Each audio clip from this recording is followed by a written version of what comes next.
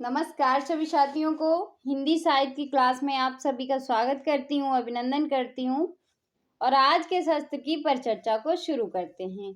आज के शस्त्र में हम महत्वपूर्ण क्वेश्चन करेंगे जो हमारे हर एग्जाम के लिए महत्वपूर्ण है। तो चलिए शुरू करते हैं। आज का पहला क्वेश्चन है कि महाराज छत्रसाल किस संत कवि के शिष्य माने जाते हैं? लाल दास के, बाबा लाल के, अक्षर अनन्य के, रज्जब के। तो ये जो हैं वो शिष्य किसके माने जाते हैं? महाराज छत्रसाल। तो हमारे क्वेश्चन का जो सही आंसर होगा वो हो जाएगा अक्षर अनन्य जी के शिष्य माने जाते हैं। तो इस क्वेश्चन का सही आंसर हो जाएगा सी। अगले क्वेश्चन पे चलते हैं। क्या है हमारा अगला क्वेश्चन? क्वेश्चन है कि कबीर परचई के रचनाकार जो हैं वो कौन है? कबीर परचई के रचनाकार जो हैं वो कौन है? धर्मदास, अनंतदास, गरीबदास, चरणदास। तो कबीर परचई के रचनाकार जो हैं वो हैं अनंत दास। तो हमारे क्वेश्चन का सही आंसर हो जाएगा बी। अगले क्वेश्चन पे चलते हैं। क्या है हमारा अगला क्वेश्चन? Question number 83। क्वेश्चन है कि किस संत कवि की भाषा निमाड़ी है? किस कवि की काव्य भाषा जो थी वो निमाड़ी भाषा थी? पीपा, सदना, सींगा, बाबा लाल। तो किसकी जो भाषा थी वो निमाड़ी भाषा थी। वो संत कवि कौन है? सींगा। तो इस क्वेश्चन का सही आंसर हो जाएगा सी। अगला क्वेश्चन है हमारा। क्या है अगला क्वेश्चन? 84 नंबर क्वेश्चन है हमारा कि निम्नलिखित में से सुमेलित नहीं है। कौन है जो सुमेलित नहीं है? सुंदरदास 1996 से 1689, मलूकदास 1574 ईस्वी से 1682 ईस्वी, दादू दयाल 1544 से 1603 ईस्वी, जंभनाथ 1467 ईस्वी से 1523 ईस्वी। तो इस क्वेश्चन का सही आंसर क्या है कि कौन है जो सुमेलित नहीं है? तो इस क्वेश्चन का सही आंसर होगा जंभनाथ जो हैं वो ईयर में सुमेलित नहीं है। अगले क्वेश्चन पे चलते हैं। क्या है हमारा अगला क्वेश्चन? अगला क्वेश्चन हमारा है कि मलूक दास की रचना रतन खान में अध्यायों की संख्या है। मलूक दास की जो रचना है रतन खान, इसमें कितने अध्याय हैं? 10, 20, 30, 18। तो रतन खान में कितने अध्याय हैं? तो इसमें जो अध्याय हैं वो हैं 10। कितने हैं? 10।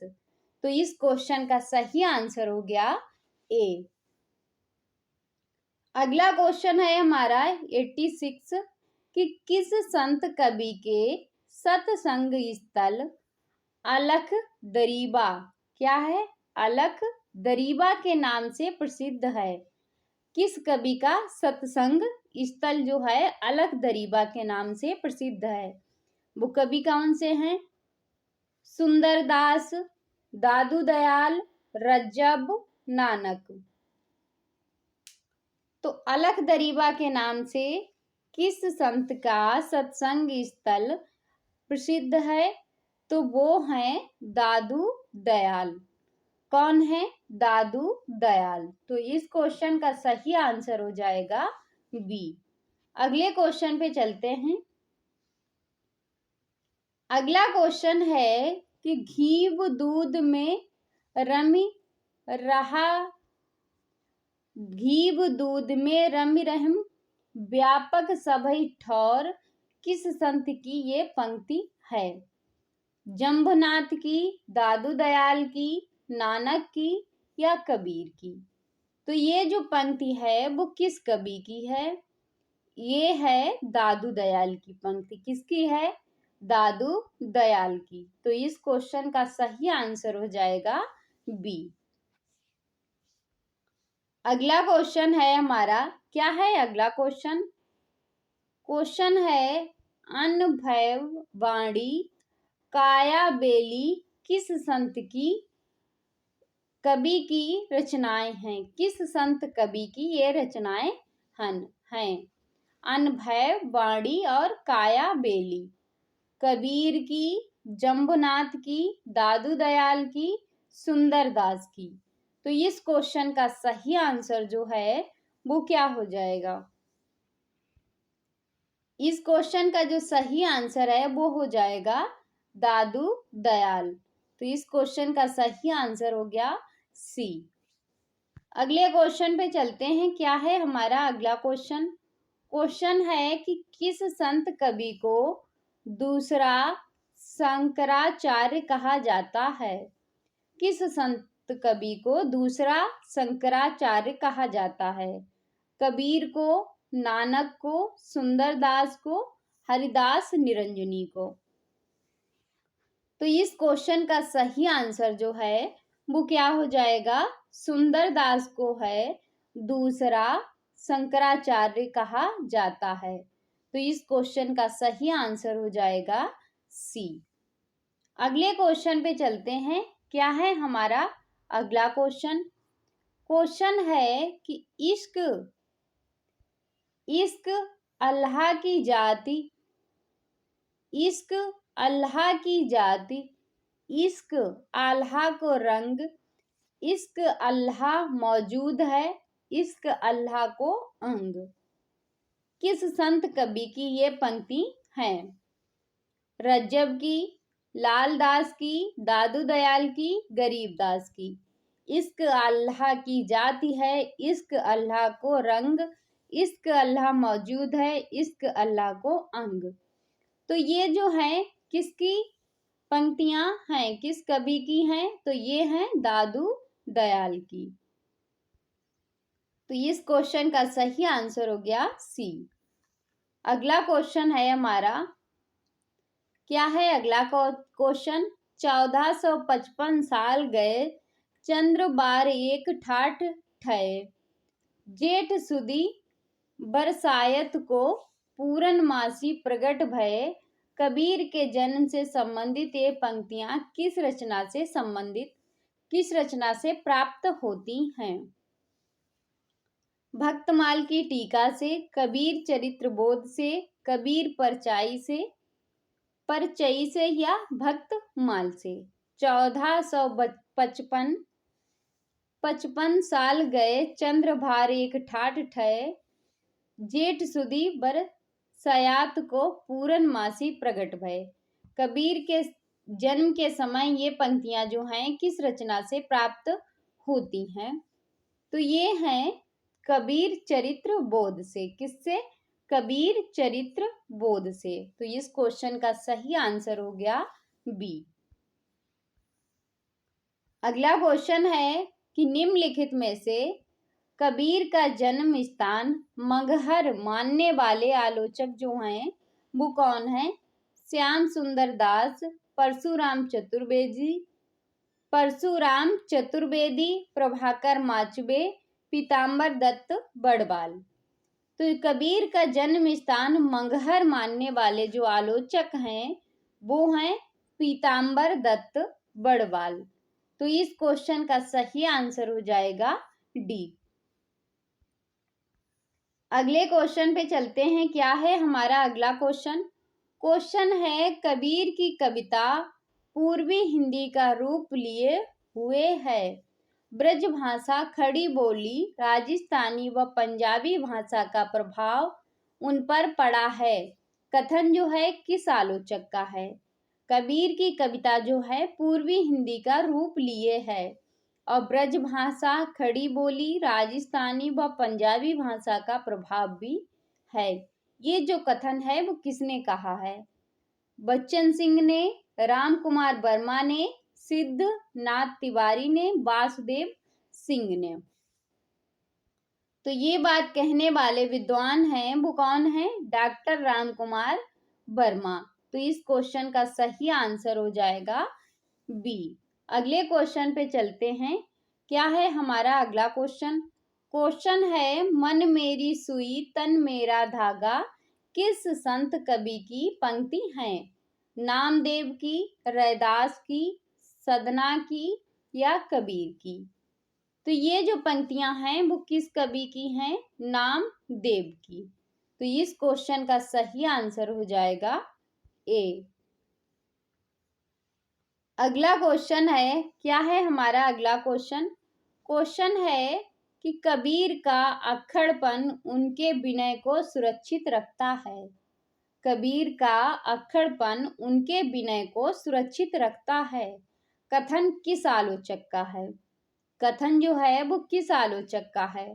डॉक्टर बच्चन सिंह का है, गुलाब राय का है, सरनाम सिंह शर्मा का है या रामचंद्र शुक्ल का है? तो कबीर का अक्खड़पन उनके विनय को सुरक्षित रखता है, ये कथन कहने वाले जो हैं विद्वान वो कौन है? वो है सरनाम सिंह शर्मा। तो इस क्वेश्चन का सही आंसर हो जाएगा सी। अगले क्वेश्चन पे चलते हैं। क्या है हमारा अगला क्वेश्चन? क्वेश्चन है, रामा भगति रामानंद जाने, पूरन पूरन परमानंद बखाने, किसकी पंक्तियां हैं? रैदास की, सेन की, पीपा की, धन्ना की। तो ये जो पंक्तियां हैं वो किसकी हैं? ये हैं पीपा की। तो इस क्वेश्चन का सही आंसर क्या होगा? सी। अगले क्वेश्चन पे चलते हैं। क्या है अगला क्वेश्चन? क्वेश्चन है, सतानी में रविदास संत किसकी पंक्ति हैं? सतानी में रविदास संत, नाभादास, कबीरदास, सेन, अनंतदास। तो इस क्वेश्चन का सही आंसर जो है वो क्या हो जाएगा? कबीर। क्या हो जाएगा? कबीर। तो इस क्वेश्चन का सही आंसर हो जाएगा बी। अगले क्वेश्चन पे चलते हैं। क्या है हमारा अगला क्वेश्चन? क्वेश्चन है कि निम्नलिखित में से किस पंथ के अनुयायी साध कहलाते थे? कबीर पंथ के, बाबा लाली पंथ के, दादू पंथ के, रैदासी पंथ के।